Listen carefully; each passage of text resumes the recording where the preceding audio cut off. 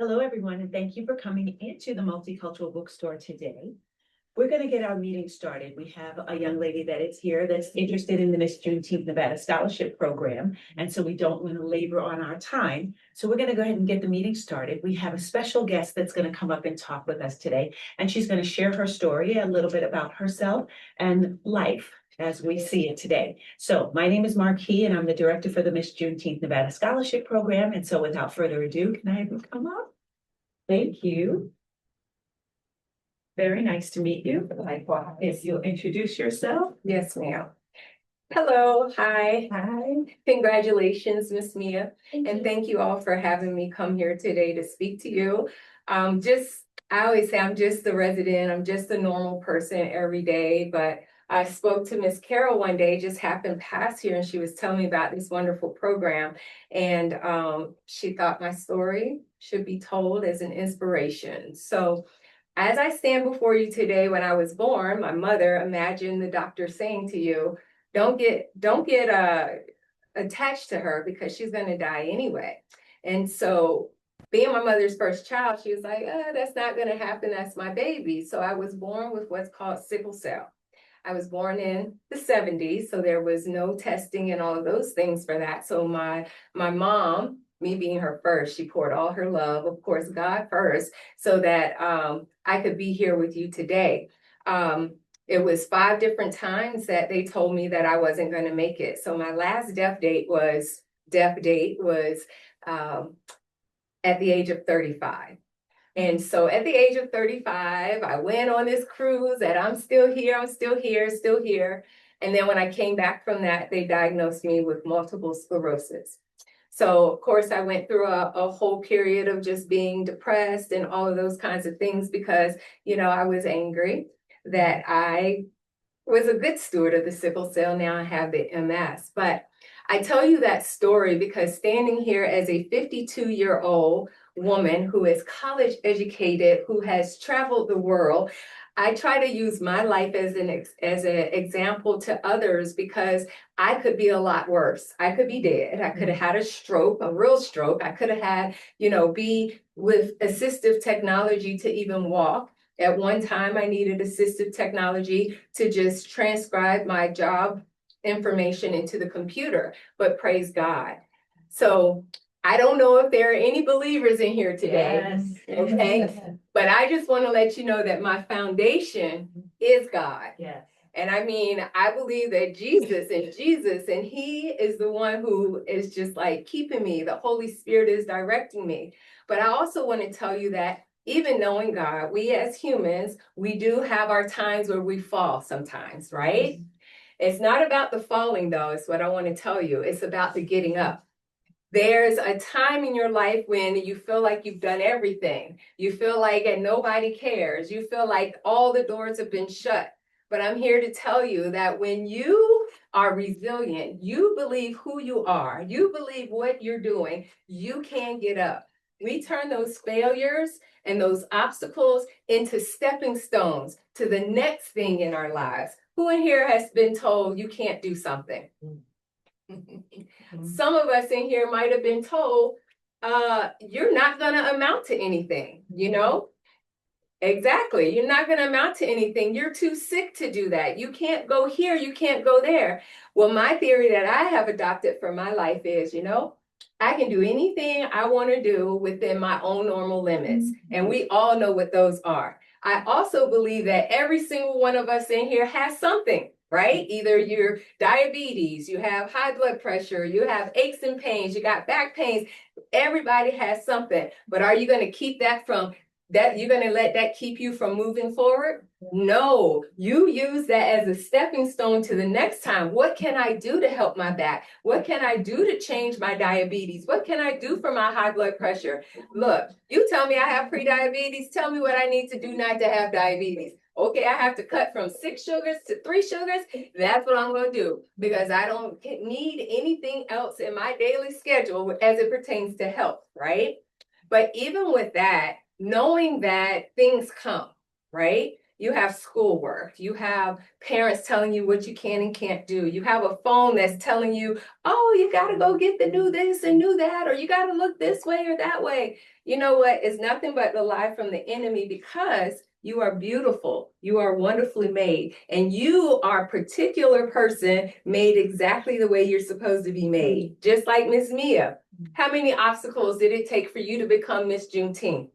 I would say a lot. A lot, right? But did that stop you? No, No. Why? because I wanted to try. I wanted this to become something I could do in the future. Yes. And be an example, be a leader, right? Yes. But did you do all that by yourself? No. No, you had what? Good support, right? From My family, Miss Marquis and Miss. See? And so there's a saying that says it takes a village to raise a child, right? That means that everyone in this room has something that they can impart into your life, right? I always say, like my dad taught me, you eat the meat and you throw away the bones, which means you digest the good parts, and the bones, you know, you're not going to really, some people do chew on the bones for the marrow, but you throw the bones away, because if you continue to impart all of the negativity that you get daily from music, from the television, from books, from other people, guess what? That's what you're going to be. That's what you're going to become. And do you really think that people pick on you because they really think that you might not be smart, or you might be ugly, or your mom might be stupid? No, they don't do that. It's because you have something that they want, right? So in life, we have to what? Shine our light so that other people can see, right? So sometimes it's going to take some obstacles. It's going to take a lot of work to get to where you want to be, but never give up on the things. Like she said, she wanted to achieve that. She did that for herself. So as you're walking forward in life, it doesn't matter, because nobody in here is too old to have new experiences, right? And so as you walk through your life, you have to make sure that you're open to new experiences, right? And that may even just be, I heard your mama talking, and I'm gonna assume this is your mom, and I'm assuming that she was talking about you when she was talking about the homeless, right? Some people, you know, you look at the homeless and be like, oh man, woe is them, woe is this, I have to. That's because that's your heart. If you didn't have a good heart, guess what? You know, they could have got a job. Oh, they need to just do their resume. Oh, they need to go take a bath. They don't need to be there. But some people, you have to know that in life, you have mental health issues. Sometimes you have family issues, that you can have everything one day and bam, divorce, and you have nothing the next day, or bam, you know, you have a car accident and now you can't run like you used to, right? But the point is that you can't let that stuff drag you down. You have to keep going forward. You have to keep moving forward, because life, when you're doing this, how far are you going to get before you stumble? Right. All right. That's what the enemy wants you to do. Look behind you. What God wants you to do is keep looking forward, because that's where your help comes from. There are so many opportunities in front of you that you can miss it because you're looking back at things that you have missed out on. Perceived lack of this, that, or the other, right? So we have to be our own best advocate, because sometimes mom and dad, sister, brother, Miss Monday, these people are not going to be there for you, because you have to have this inside of yourself. You have to be able to pull from your source. You have to be able to fill your cup. So right now, I want to ask you, tell me 2 good things about yourself. 2 things. I'm kind, Kind. and I can put my mind to whatever I need. Okay. Do you think anybody can take that from you? No. Exactly. So now if you would have told me, oh, I'm beautiful, oh, you know, those kinds of things, those things can be stripped in an instant. Car accident, people fighting, people doing things, but those things come from your heart. And when you do things from your heart, give to the homeless, give to the sick and the shut in, that means that is who you are at your core. Always walk with that. And never, ever, ever, any of you in this room, never, ever, ever let anybody tell you what you cannot do, who you are not, and what you will not do. Until you have put your best foot forward the first time, the best foot forward all the time, and you've tried to accomplish what people are telling you you can't, and you know in yourself that you can, you keep pushing, because that's just noise trying to keep you from your goal of being Miss Juneteenth, Miss Valedictorian, Miss Choir Director. Whatever you're looking forward to being in your life, guess what? You can do it. And even when obstacles come in front of you, because you still gonna have obstacles, ask anybody in here, you're gonna have obstacles. You knowing who you are and what your goals are, you will succeed. But remember where I started at the top here, your foundation, my foundation is the Lord. And with him, all things are possible. All things are possible. So if there are any questions, did you want me to keep going or? Good, I think that was Okay. wonderful. Thank you. All right. Everybody know who you are. Yeah. Go with your name first. You did not give us your name. So sorry, guys. My name is Rona, and I am from Virginia. I graduated from Longwood College, but that was way back in the 90s. So it's Longwood University in Farmville, Virginia. And then I went to a HBCU, Norfolk State, to get my master's in clinical social work.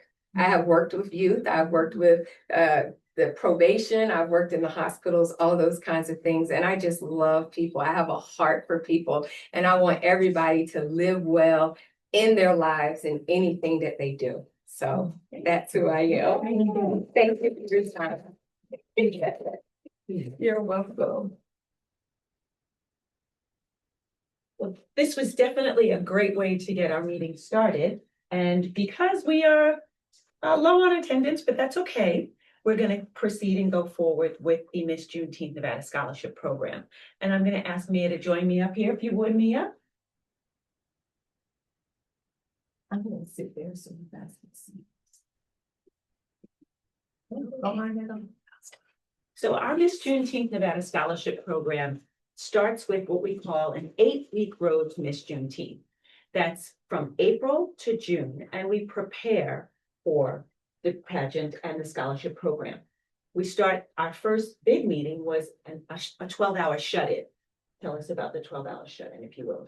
The 12-hour shut-in was when all the girls got to get together. We got to get to know each other a lot more and gain a sisterhood in a way and get closer to each other.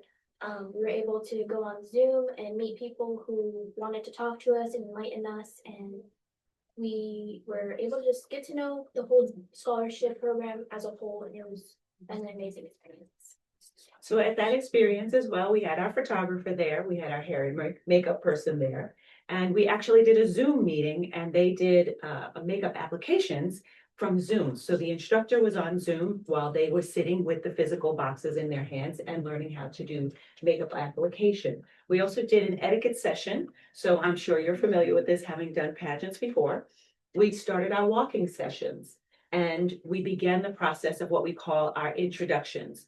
I sometimes will say warm chatter. This is how you go into a room, you introduce yourself, say who you are, and Mia, would you like to do your introduction? Yes. My name is Mia Fennell. I'm Miss Juneteenth, Nevada, and I aspire to be a pediatric nurse in the future.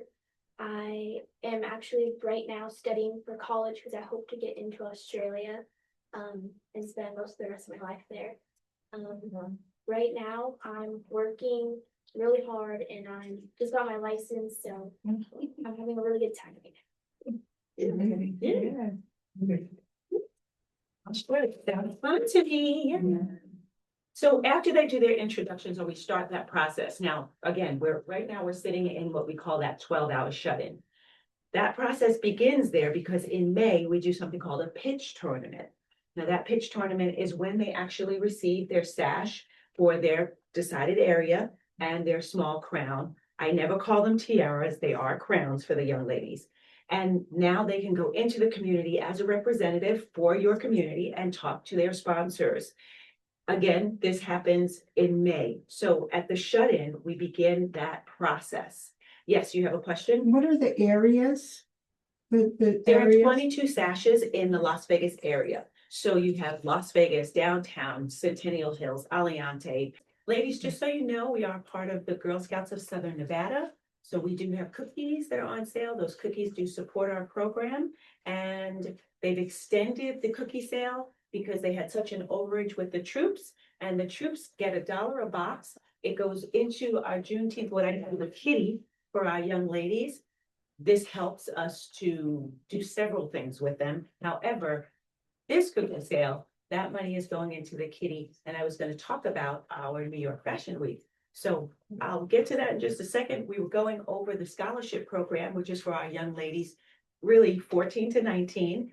And that 8-week road to Miss Juneteenth starts in April, ends in June. So June is the actual scholarship program pageant. It is preceded by the fashion show. The fashion show happens on the Friday night. The pageant this year is happening on Saturday, and that's going to be June 5th and June 6th. With that, we just talked about the 8 categories. So questions on categories for me? Yes, no, maybe so? Good, yes, I do have one question. yes. So for the sponsorship, are we gonna sponsorship for the ad pages, or is that something separate? So the sponsorships are for the ad pages. That, like the gentleman that just was here was saying that he was interested in being a sponsor. He would just be sponsoring what we call the program overall. Okay. But the young ladies, their sponsorship goes to the ad book, and that money goes specifically to Miss Juneteenth scholarship program. Of course, when we do an ad sponsor for the page, we have to actually pay for the page. Right. And then whatever the overage is, if there is, goes into the scholarship program. So we work tirelessly with businesses to get sponsors. What also happens is, the step and repeat that everybody looks at and we take pictures in front of, that thing costs money too. So we also put the sponsors on the step and repeat. So that particular year that they're a sponsor, they wind up on the step and repeat. If they are a title sponsor, they wind up on the website. And in many cases, we have other events and we have vending booths and tables at our events. They are able to have a vending table at the event. Okay, so the highest ad they can pay for is a half a page, or am I not understanding it? Full page. Full, okay, Yeah, so they can They pay can for do a full page. They can't have the covers, as you can see, they can do and they can only do the back inside cover. So that's the only cover that we have available for our book. Actually, I don't even think we have that. Maybe it's a centerfold. It might be, it's just a centerfold because of the way the book is made. Got it. Okay. Yes, ma'am. And so does that cover my questions on that? Great. Where were we in 8? So 8 categories, all good, yes? Yes. All right. With our young ladies being 14 to 19, we know that they don't drive. I was talking about our Juneteenth Legacy Council. Juneteenth Legacy Council is our adult women, professional women that work with the program. And as I was saying, each one of our professional women has a different skill set that they bring to the program. I mentioned Gracie Agami, she has her own skincare line. So when we do our 12-hour shut-in, she will come and talk to them about hygiene. Marquita Lily, she's one of our women, and she is makeup and hair. So she comes and she does makeup and hair. What was different on this one was the young ladies also get that opportunity to do their makeup as well, to learn that process. And we did that with a Zoom. We use SEIU, which is the union over on Rancho. They have a beautiful room. They have the Zoom available for us. So we have the big screen there. And as Mia was telling you, we'll have people who will call in. So sometimes parents want to just kind of take a peek. I give them the link. You can see what we're doing all day long so that they can see that as well.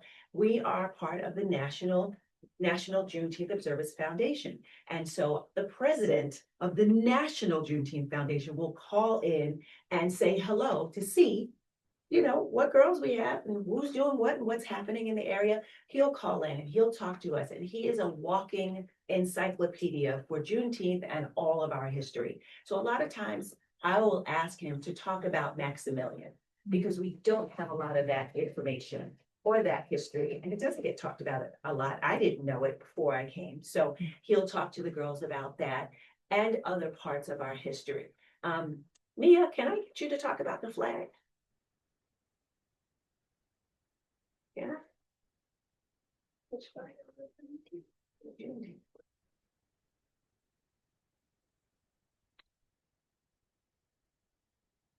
the flag. Yes.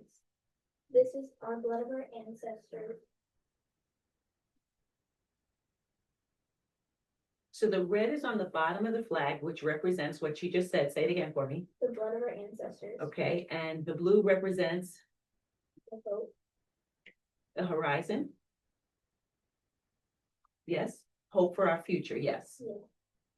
Okay, do we have a star? Yes. And let's let Miss D tell us.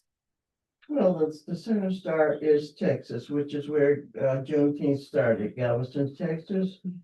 And the burst around the star is the expansion of where we can go in that horizon. That the country is built on our blood. We fought for it, we have built it, and we go forward with it. And we are a Title V federal holiday, which means no matter what you're hearing on the news as far as the president, he cannot take it away from us. We're at the same level as the 4th of July, Independence Day. We are Title V. Martin Luther King is also a Title V. So it's just a matter of talk and trying to change the topic and scare folks. But we are legal, we are congressional. It took us 30 years. We are the organization that got the federal holiday. So we worked 30 years for that, and we also have state holidays in about 30 of the 50 states right now. And we have days of observance in all states and the District of Columbia. We've also gone international. I have a representative in Japan, Guam, Ghana, and we have just started working with Soweto and Johannesburg, Africa. So we have a trip planned for South Africa for some people. We'll have a group going over there to actually show them how to celebrate Juneteenth. And if you're not familiar with Soweto, that is where they had what they call a student uprising. It was really a massacre. They had 3,000 students out there protesting peacefully. And the police opened fire on them and killed 800 youth. So we are recognizing their 50th anniversary, and in turn, they're working with us for our anniversary for Juneteenth. So we've had 106 years of slavery. We had 161 years now of freedom, and we are now into a new cycle of going forward with our history. So that is display. It explains the Juneteenth. That explains the flag where we're at. We are not red, black, and green. That is the Marcus Garvey flag for African. So those are the ones that's the one that we will have some competition with, but we have no problem. You got a 20-foot flag pole, you can put both flags up. We don't, they cannot use their flag. Yeah. But we do say this is our flag. We are the authorized handlers for the flag. And so there's no one else who is authorized by it is trademarked and copyrighted. So if you want to use the flag for your books or whatever, you have to come to us to get the approval. What's your organization? National Juneteenth Observance Foundation. And we are also recognized. We are recognized by the Congressional Library. We're recognized by the 400 years of Africa of American freedom.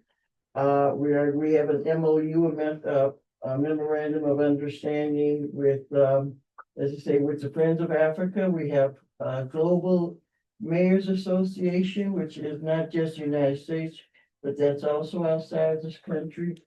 And we have, as I said, we're working with 1619, Project 1619, not 1619 Project, which got the news from the Times.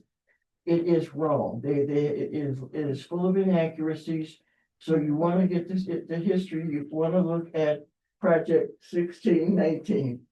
And that tells the story where we came in properly. We did not come in from Jamestown. That was one of the things that we had to correct along the way. They tell you about the Tulsa massacre where they killed 300 people. Well, we've come to the understanding there's like 3,000 people. And they dropped the bodies in the river. And of course, Juneteenth, if you're not familiar, is June 19th, 1865, when a number of ships arrived in Galveston, Texas, en route to the Texas-Mexico border to fight Maximilian, as she just mentioned. And they found out there were still some enslaved people, so they were there, they enforced, the black men enforced the Emancipation Proclamation, which is what gave us Juneteenth on that date. The color troops, yes. So with all of that said, this organization is the organization that is recognized as the experts on Juneteenth and Black history. So, and this is Miss Deborah Evans. She is the president of Juneteenth Nevada. She's also the communications for the national, as well as vice chair and everything else. Yes. Vice Chair and co-founder of the National Miss Juneteenth Associate program. Yes. So we're sitting at the top of the food chain, if that makes sense. We are the place where we're the test states. If there's a new program coming out, I usually have it before anyone else, and we test it here before it goes national. So part of my getting involved with Juneteenth was because I was raised in New York. My parents were both from the South, but I didn't have a lot of my Black history. I didn't know a lot of my Black history. My parents, when they got out of the South, they didn't look back. They weren't trying to look back. They were looking forward, that hope for a better life. And so they raised us, up in New York, going forward. Since then, I have, of course, and I know my family in both Atlanta and Virginia, both are states that were Confederate states that I now, recognize and realize and have a better understanding of what my family and my cousins were going through when I was growing up as the city kid, because I was the city kid. I saw in 2022, I saw the program that was happening in Henderson, and I said, you know what, I'd like to get involved with that. And so I went over to Miss D. At that time, we didn't know each other, and I said, I think I would really like to get involved. And she gave me her number. We stayed in contact, and since then, we've now been working together since 2022. I started working with her here locally, and then we went national right away. And then we said, okay, let's build the program locally here for our young ladies. And so we, again, work tirelessly. Have a seat with me, Mia. Our program is a year-round program, as I stated earlier. The young ladies do something once a month. Misty has just given you a plethora of information about our history. And so what happens on the months that we don't have an outing, we'll do our Zoom. And we'll talk about those days or those commemorative dates that most people don't know about, like Shove-Off Day or African Landing Day. It's not on the calendar. Most people have not heard about it. They don't know what it is. And so we'll have a Zoom call and Misty will give us the information. These are the dates. Yep, in our, You have one of these that was on your chair. This will give you some of the ideas of some of the things we do. It's not complete because we're always open. If someone wants us to be involved in our project, we will get involved. But those are the majority of the programs that we associate with. We start with National Freedom Day in February 1st. And well, actually, we start with Watch Night. Does everybody know the story of Watch Night? No. No. Because church services adopted it, but that wasn't. It was church service, but do you know why it was a church service? They were waiting for the midnight for freedom. Yeah. They were in church waiting for the clock to ding in DC to prove that was in the Emancipation Proclamation. And midnight, they knew that they were free in the DC area. And that's what started Watch Night. Yeah. So we use it differently today. Yeah.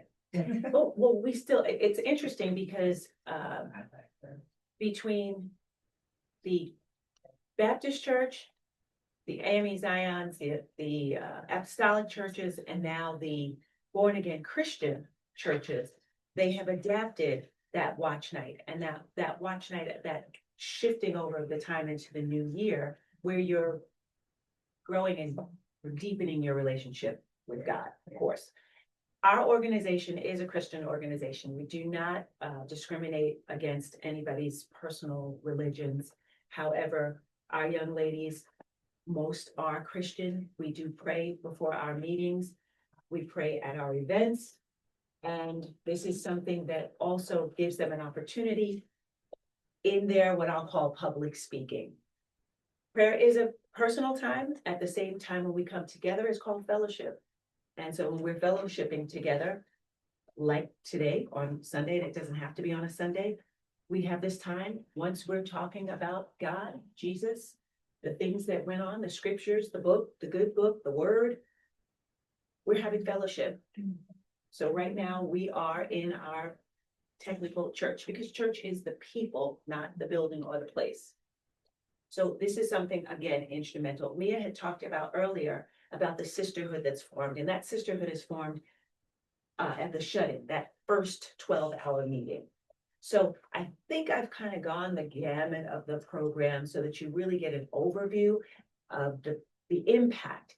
The program is based for education and scholarship. However, we have lots of other great and fun events for the young ladies to come together, to be a part of, to learn, and to also get them to that, what I call their goals, dreams, aspirations, and desires for their futures. And so with that, since we have one young lady that is here, and I know that you have been in pageants before, did you want to stand up, say your name, and tell us a little bit about yourself? My name is Zoe Live.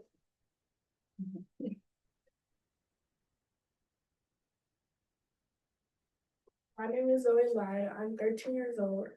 I go to Somerset Lowsey. I'm in 8th grade. I have 21 siblings and I'm the youngest. And I also act on Abbey Elementary. And what, You're on Abbey Elementary, the show? and what's the titles that you hold right now? Currently? Miss Cheerleader America Princess. I also do US Miss US Miss Teen Nevada Nevada. and Universal. Yeah. Universal Miss Nevada team. She just got that title from. Beautiful. Well, what interests you about Juneteenth, Nevada? Miss Juneteenth, Nevada? I just want to meet new people, and I love doing community service because I also do St. Jude's. I do the Ronald McDonald House. I do Toys for Tots and a lot more. And I just want to get out to the community and meet people. Beautiful, beautiful. Well, thank you for coming, and we are glad to have you. If you Thank you. make that decision. Yeah. So before I close our meeting out, Mia, any words, final words that you'd like to say? Thank you all for coming out on our last meet and greet. I hope you are interested in Miss Juneteenth Nevada. And thank you. Yes, yes. Miss D, would you like to come up and say anything? I think she said it all. I mean, we have had her for a year now. And we've seen her blossom, not just get the driving license. She has blossomed up. My nickname for her used to be, was Bambi, because when we first saw her, she would just sit and be very quiet. And today I realized she was sitting in that corner and her voice came across the room. So she has gained her knowledge and her confidence in public speaking. And she is an example of the girls that we have in our group, the young ladies, that I can be proud of. We work on the young ladies. We don't want them to be scantily dressed. We have a dress code for what they can wear and not wear. We obviously at their age where they're not going to be drinking, but we want them to go out and represent us and in a fashionable manner that is also publicly perfect. As perfect as it can be, right? Yeah, you know, I mean, if, as she says, she's done the 3 documents of freedom. We don't ask them to memorize, but we do ask them to understand, so that if you walk up to them as she has, as Ms. Marquis has done it today, Ms. Markey has put her on the spot several times today, and she's come through. She's had the answers, and she didn't hesitate. You know, yes, we had the problem with the flag, but then again, it happened. I had to stop and think myself sometimes where the flag is going. But it is a copyright item, and we are authorized, and as you can see, our sashes that the young ladies can wear, those are two samples that we will put the year on if someone picks that particular neighborhood. And again, we want her to just be able to go on TV or for just somebody standing at the bus stop and someone say, what's the crown for? Why are you wearing that crown? What do you represent? Who do you represent? What do you know about the organization? And she has that knowledge now. And like I said, this has been a year of growth for her. And I'm proud of her and her family. She has family support, which is something we really want to stress. And she is a prime example of someone, we have met her parents, we have met her grandparents, and they have supported us. So this is what we want to see. We want to bring the family back together in a unified manner. We are a family for her when she's out of her household, but we also want to meet the family and want the family to participate with us, to work with the young ladies, to pass on the skills, because we don't have the skills that going out there anymore. You don't see the young ladies with the white gloves or you don't see them, you know, with nylon. Nowadays it's we're mostly wearing sandals. You know, so we want to make sure that they understand what the history had, what the women had to do. We've talked about the 6888, the women who went to Europe, Black unit that they made the movie out of, that went and sorted the mail for the army. And we did have one of the ladies was here in Nevada, and I was able to meet her and attend her 99th and 100th birthday party before she passed on.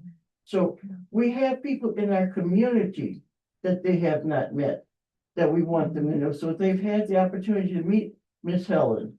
They have the opportunity to, when we have the events, that there are people that will come up and we will say, you see the lady over there, go over there and introduce yourself to her.